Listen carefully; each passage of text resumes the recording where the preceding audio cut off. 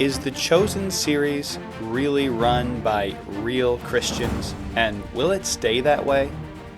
That's just one of the questions I had in mind when I met up with Derral Eves a few weeks ago.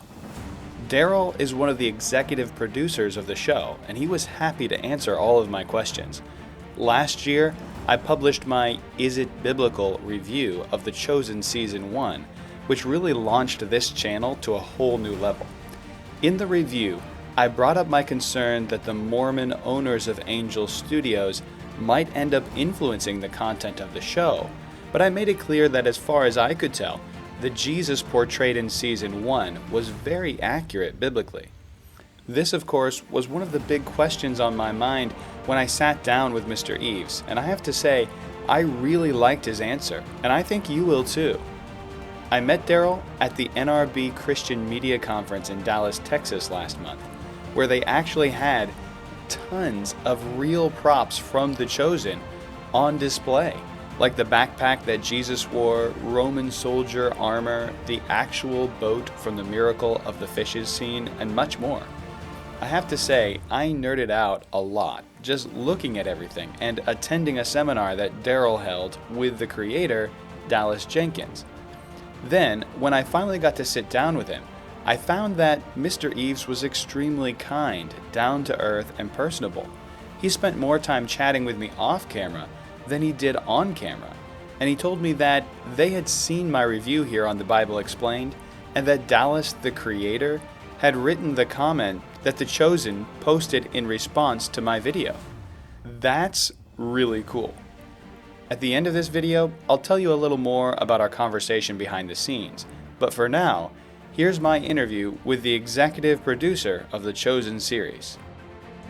And I'm here now at the NRB conference with Derral Eves, who is the producer of The Chosen. You may be familiar with it. Some people have heard about it. I hope so. It's all over. How many views now do we have on The Chosen? Well, I mean, there's a lot. I mean, we're about ready to cross 200 million video views in the app, but then we might have another 100 million on YouTube. And because we're on Peacock. We're the #1 show on Peacock, and yeah, it's one of the top ones on Amazon. So we're getting there, but so collectively we don't have the idea, but we're trying to get 1 billion people to watch it. So. Yeah.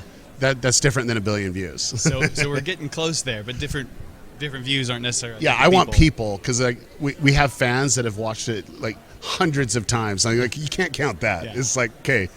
So the 1 billion times I've watched it doesn't count. It does not count. We want 1 billion people. So yeah. So tell us about The Chosen for maybe someone living under a rock has not heard of it yet. Yeah, and there's a lot of people that might have heard about it, just doesn't really know. But it's a multi-season series about the life of Jesus Christ, but through the perspective of those that he called and surrounded himself by.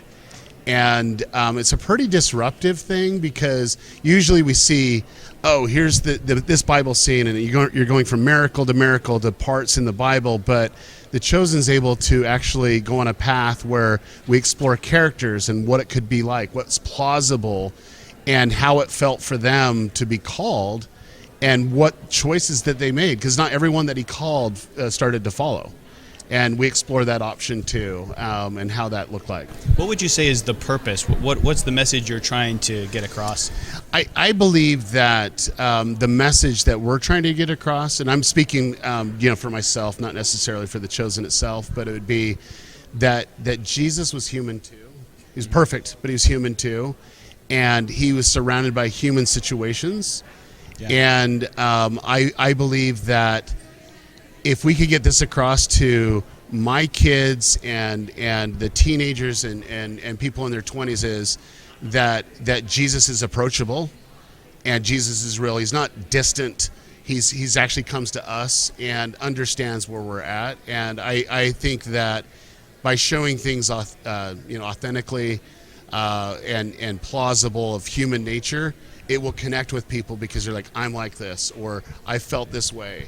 And it's like the first episode of the show, it was, when I read the script, I turned to Dallas, I go, this is dark. I mean, we got demon-possessed woman, 7 demons, and we got an exorcism that didn't really quite work, and then Jesus shows up, and I says, that's dark, and he goes, well, but that's the whole essence of the show. It's like people were one way, and they're a different at the after Jesus, and what changed them was Jesus, and we need to start showing that. And when it just didn't settle right when I was like going through it, but as the content went out, I could see the wisdom in it.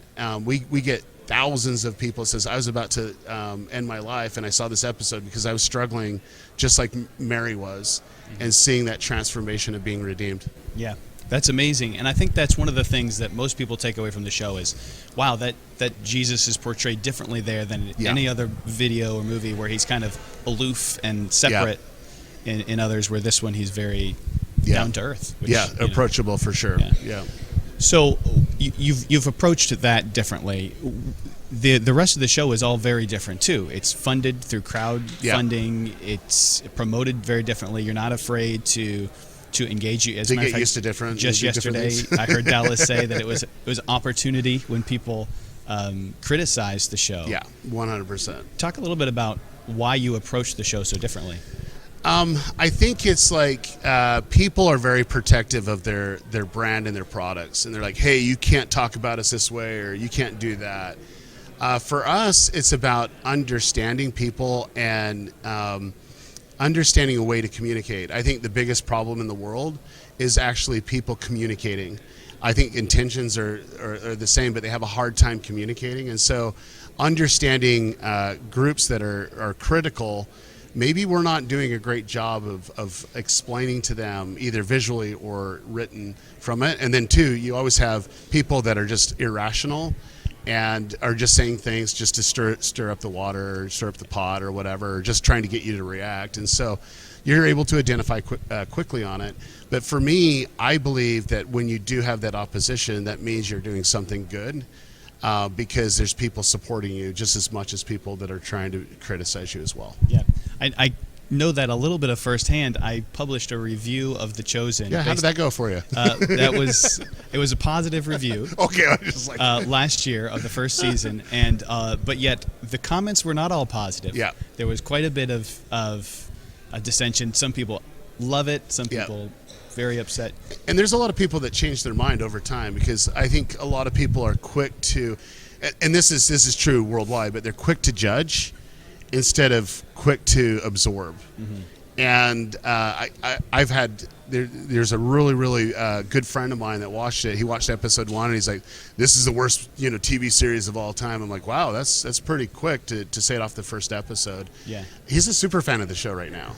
He couldn't understand. He's like, I need backstory right now of everyone that's doing, who's this, who's that. Like, well, you don't normally do that in TV. If it's a new TV show, these characters are being developed, but people in their mind want it a certain way, and when you go against that grain, they're very quick to judge. So probably one of the biggest things that I've heard, or most common criticisms, and maybe you'll have a chance to respond to it here, would be that it's distributed by VidAngel Studios, which is run by... It's Angel Studios now. Angel Studios, yeah. Angel Studios, run by Mormons, if I'm not mistaken. And of course, Mormon theology on Jesus is different from Christian theology in a significant way, or at least official Mormon theology. What would you say to those who are concerned that perhaps Mormon theology on Christ might creep into the show? So this is an interesting question. This is something that Dallas has been answering from day one, and he knew it going in, but there's a difference between Angel Studios and The Chosen. Okay, Angel Studios, they distribute it just like UPS distributes packages. Okay, they don't speak into the show. He has 100% control. Like, I can honestly say, and I'm Dallas's business partner, that the direction of where he goes is 100% what he wants to write. And he has 2 other writers that work with him, and then they have a slew of biblical consultants and historical consultants to help him get it right. And Dallas has done a great job navigating that. Mm-hmm. But to just be blunt, the difference of theology didn't happen until after Jesus left. Like, I think we all agree upon the stories of Jesus and his parables and where he's at. It's when it's left, that's where theology kicks in, and one thing that I do love about Dallas, and I was very curious on this when we first started, and it was with the shepherd. Did you ever watch the Christmas short film that he made that kind of started the? I'm embarrassed to say no, but I look forward to seeing it. Well, there was a scene where the shepherd saw an angel, but you couldn't see the angel. You saw this light, Mm-hmm. And I'm like, why didn't you show an angel? He goes, I don't know what an angel looks like. And then two, that would take people out of it. Now in the show, The Chosen, wouldn't you think that we'd actually show the baptism of Jesus Christ? Why wouldn't we show that? And once again, the reason why is, here's the thing, is there's so many people that believe that the baptism was done in a certain way, right? And there's like theology on it. Yeah. Well, we avoided that. And the reason why is, like, we alluded to it, that it happened. We alluded exactly what it was in the Bible, but we'll let you picture in your mind what that is. And we'll stick to the stories of Jesus. Where there's questions, you stay away from it, let that be. Well, no, we're not afraid of taking on questions, but it's just like, does it contribute to what we're trying to do? Mm-hmm. Like, just saying that Andrew, what was actually documented in the Bible, that happened, and that was a conversation that happened. Now we'll let you allude to you of how that actually, was done. And so from that, I don't believe Dallas will ever be influenced, because I don't know if you've ever met him, but he's pretty, determined guy. But I do believe that this is, from a religious background perspective, I think the things that we do have in common is what Jesus' life was like, and his parables that he taught, and his ministry. Now, after he left, that's where the divergence actually comes in, and we're not covering that. Like, we're like, The Chosen ends after the resurrection. I don't know if you know that, but that's where it ends. And so we'll I think we'll be pretty safe there. Yeah. So we are going to get all the way there, right? Yeah. We're not. We got 7 seasons. Well, that's if we or... get it funded. But 7 seasons. Yeah. And the last 2 seasons just deal with his death and resurrection. Mm. How important is it for the writers who are involved with writing to be biblically accurate? Is the main force of when it comes down to will we lose audience here, or will we be accurate to the Bible? Accurate to the Bible. We will lose audience. I don't care about that. And I'm not the writer, so it's just more about doing it right. Because the whole reason why we started The Chosen is because when Hollywood do it, I don't know if you've ever seen Noah. I'm like, this is not even accurate. Like, what are they doing here? And we're like, why is this happening? And that's weight that Dallas says. If we're going to do it, we need to do it right, like from an evangelical perspective. And it's something that if we do it wrong, like, we're not doing glory to God. We're doing a disservice to God. And so that's really, really important for us. And so that's why we have our biblical consultants. And then 2, Dallas does talk to, like, when he doesn't understand a specific portion of it, even though that he got his degree in the Bible studies, it's just like, no, he needed to have further understanding, and so he'll go out and seek that. And you can see that in the roundtable discussions after that. You can see the conversations, and it doesn't mean that everybody agrees, but it gets to the point where Dallas goes, no, this is the way I feel like it needs to go, and he is the final call. And I'm telling you,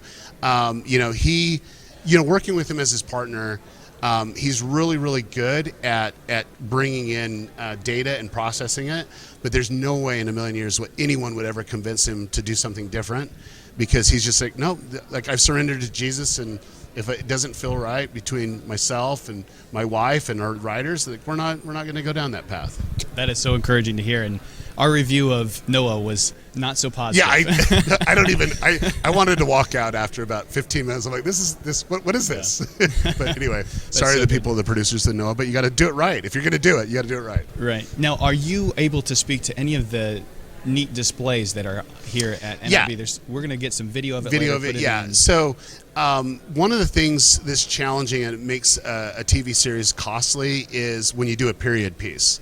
You have to create something that was in first century, like the boat that's down there. That was actually crafted because someone in California says, oh, it's a Jesus project, we don't want to give it to you. And we had to build our own boats. And, all the stuff that's out there from the campsite, things that were plausible that they would have in that time.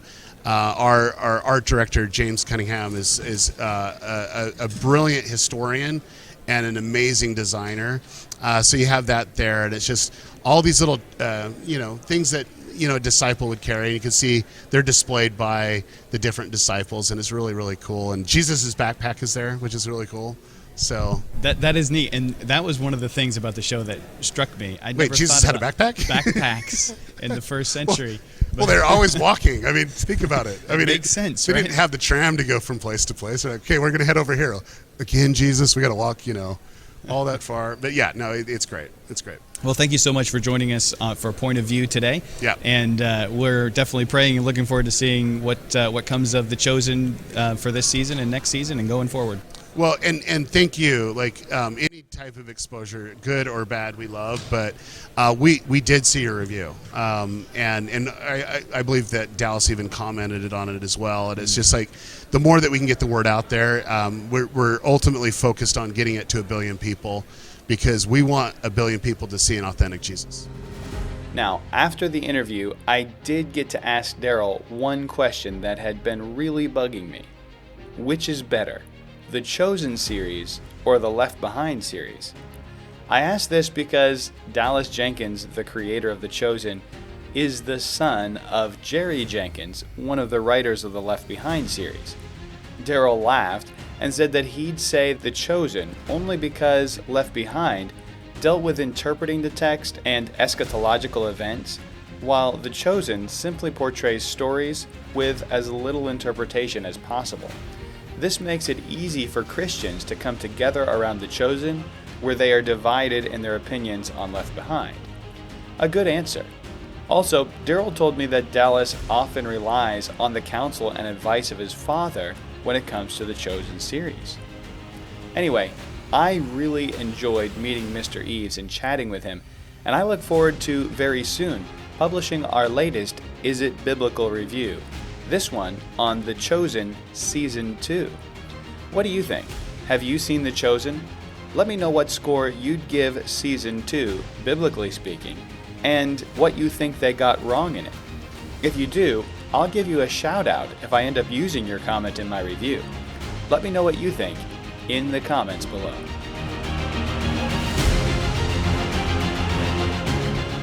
Now, before I go, I want to sincerely thank you for watching this video.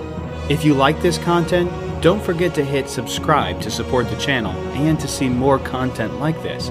And follow The Bible Explained on Facebook at facebook.com/The Bible Explained. I really appreciate the support. Also, I want to remind you that the entire Bible is ultimately about one thing: the redemption of mankind by Jesus Christ. You see, the Bible tells us that all men are sinners, and that we must pay for our sin against God for eternity in hell. That's definitely the bad news. But you see, the Bible is all about this one thing: the good news that Christ died to pay the penalty for our sin on the cross. Since your sin has been paid for by Christ, all that is left for you to do is to turn from your sin and accept His salvation by faith. If you've never accepted this gift of God by faith, won't you do that today?